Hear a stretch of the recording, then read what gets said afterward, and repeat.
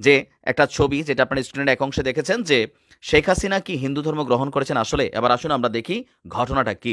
আওয়ামী লীগ এমন একটা অবস্থায় প্রতিবার দেশকে নিয়ে যায় যে পয়েন্ট অফ নো রিটার্নে যায় তারা। আপনি দেখেন যখন বাকশাল কায়েম হলো তখন তাজউদ্দিন আহমেদ বলেছিলেন যে মুজিব ভাই আপনি তো শান্তিপূর্ণভাবে ক্ষমতা হস্তান্তরের কিংবা আপনার একটা স্মুথ ট্রানজিশন কিংবা আপনার এক্সিটের কোনো শান্তিপূর্ণ উপায় আর রাখলেন না। ঠিক তার কন্যা তাই করলো, শেষমেশ তাকে ভারতের সাহায্য নিয়ে হেলিকপ্টারে করে লুকিয়ে বঙ্গভবন থেকে পালাতে হলো। শেখ হাসিনা এই মুহূর্তে তিনি ভারতে অবস্থান করছেন, সেখান থেকে তার রাজনৈতিক কর্মকাণ্ড পরিচালনা করছেন। এখন হুট করে এই ছবিটা সামনে চলে আসছে যে কপালে সিঁদুর পরে মানে তিলক নিয়া শেখ হাসিনা ভারতে হিন্দু ধর্ম গ্রহণ করেছেন দাবিতে এই ছবিটা ভাইরাল করা হয়েছে। তো আমরা দেখি যে এটা নিয়ে ইন্টারন্যাশনাল ফ্যাক্ট চেকার যারা তারা কি বলছে। ফ্যাক্ট চেক করেছে এই ছবিটা নিয়ে যুক্তরাজ্য ভিত্তিক ভারতীয় ফ্যাক্ট চেক সংস্থা লজিক্যালি ফ্যাক্টস। ছবিটিতে দাবি করা হয়েছে যে একদল লোকের সাথে দাঁড়িয়ে আছেন শেখ হাসিনা আর গেরুয়া পোশাক পরিহিত একজন হিন্দু পুরোহিত ভারতে তার কপালে তিলক আঁকে দিচ্ছেন। এর মাধ্যমে তিনি হিন্দু ধর্মে ধর্মান্তরিত হয়েছেন বলে দাবি করা হয়েছে। সামাজিক যোগাযোগ মাধ্যম ব্যবহারকারীরা ছবিটি শেয়ার করে ক্যাপশনে লিখেছেন, এটা আমাদের বাংলাদেশের যারা এনটি আওয়ামী লীগ, জামাত, বিএনপি বা অন্যান্য যারা তারা এই কাজটা করছেন। হায়রে বুবু যখন বাংলায় মুসলমান এবং হায়রে বুবু বাংলায় মুসলিম এবং হিন্দুস্তানি হিন্দু এবং কি নানান ধরনের বক্তব্য তারা দিয়ে যাচ্ছে, মোদিরে এই করছে সেই করছে। আচ্ছা, যতদিন মোদি এইরকম কাজ করতে থাকবেন বা যতদিন ভারত সরকার হাসিনাকে দিয়ে বাংলাদেশকে উচ্ছৃঙ্খলা সৃষ্টির চেষ্টা করবেন বা বাংলাদেশকে ব্যস্ত রাখার চেষ্টা করবেন, ততদিন ভারতীয় বিদেশ মন্ত্রকের সচিবকে বলতে চাই, আপনার কোনো কথায় আমরা আস্থা রাখতে পারবো না। সরি, আপনার কথায় আমরা আস্থা রাখতে পারবো না, কারণ আপনারা ঢাকায় একরকম বন্ধুত্বের চেহারা দেখাচ্ছেন আর দিল্লিতে বসে করে যাচ্ছেন অনবরত শত্রুতা। ভারতের বর্তমান যে সরকার আছে মোদী সরকার, অর্থাৎ একটা সম্পূর্ণ হিন্দুত্ববাদী সরকার বা অখণ্ড ভারত যারা প্রতিষ্ঠা করতে চান, তাদের থেকে আমি ভারতের জনগণকে একটু আলাদা করে দেখতে চাই। ভারতের যারা জনগণ আছেন তারা সবাই মোদির এই দলের লোক নয়, তারা সবাই ভারতের অহিংস আচরণে পছন্দ করেন বলে আমরা কিছুটা বুঝতে পারছি। তাদের সংবিধান, ভারতের সংবিধান এখনো সেকুলার সংবিধান আছে। ভারতের বেশিরভাগ জনগণ সেকুলার থাকতে চান। ভারতের যারা বা অধিকাংশ যারা সেকুলার থাকতে চান, যারা তাদের দেশেও মাইনরিটিদের উপর অত্যাচার হচ্ছে বলে মোদির সমালোচনা করছেন, আমরা তাদেরকে বন্ধু মনে করি। আমাদের এখানে নিয়ে নানা রকম গুজব যারা ছড়াচ্ছেন তারা বেশিরভাগ বিজেপি দলের লোক। তারা একটা উদ্দেশ্য নিয়ে এই গুজবগুলি ছড়াচ্ছেন। এমন একটা পরিস্থিতি তারা সৃষ্টি করতে চাচ্ছেন বা বয়ান দিতে চাচ্ছেন যেন বাংলাদেশের হিন্দু মাইনরিটিদের রক্ষাকর্তা তারা। এটা তারা করছেন পশ্চিমবঙ্গে বিশেষ করে তাদের ভোট বাড়ানোর জন্য। খুব দুঃখজনক হলেও তাদের এই ফাঁদে মমতাও একসময় পা দিয়ে দিয়েছেন, কারণ এই হিন্দু ভোটগুলি তারও দরকার। সেই জন্য সম্ভবত তিনি তাদের বিজেপির প্রচারণার সাথে পাল্লা দিয়ে বাংলাদেশে একটা ইউএন এর সেনাবাহিনী পাঠানোর প্রস্তাব করেছেন।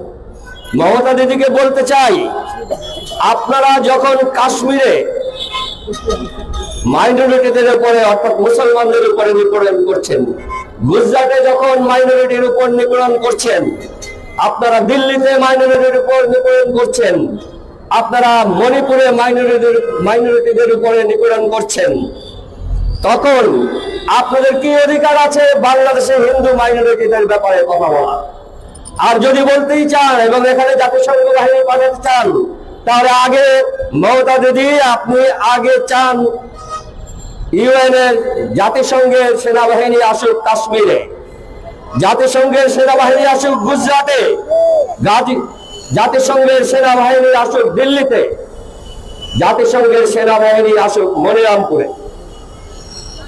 এরপরও ভারতের এই আচরণের পরও আমি কিছুটা আশাবাদী এই জন্য যে আমি গত 4-5 দিন যাবৎ ভারতীয় অনেকগুলো ইউটিউব চ্যানেলে বাংলাদেশের বর্তমান সত্যিকারের অবস্থা এবং মোদী সরকারের অপপ্রচারের সমালোচনা শুনতে পাচ্ছি। এটা আশাব্যঞ্জক আমাদের জন্য, কিন্তু তারপরেও ক্ষমতা যেহেতু বিজেপির হাতে এবং খুনি মোদীর হাতে, আমাদেরকে ভারতের ব্যাপারে সতর্ক থাকতে হবে। একই সাথে ভারতের জনগণের সাথে যারা সহনশীল আচরণ করছেন, যারা সত্যিটা বের করার চেষ্টা করছেন, তাদের সাথে বন্ধুভাবাপন্ন থাকতে হবে। ভারতীয় সরকারিভাবে আমাদের সাথে যে আচরণ করছে সেগুলিকে আমরা অবশ্যই প্রতিবাদ করব এবং অবশ্যই সেটা প্রতিহত করব। মিরেশ্বরের ব্যাপারে আমার বক্তব্য খুব সংক্ষিপ্ত আকারে আমি বলতে চাই।